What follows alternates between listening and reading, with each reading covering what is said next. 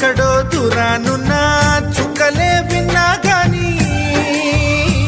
కదిలించలేదా కాస్త కూడా నీ మనసుని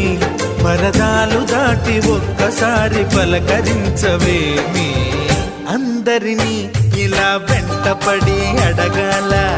సరదాగా నువ్వే ఎదురైతే సరిపోదా నిద్రపోతున్న రాత్రి నడిగా గుటికి చేరిన గువ్వల నడిగా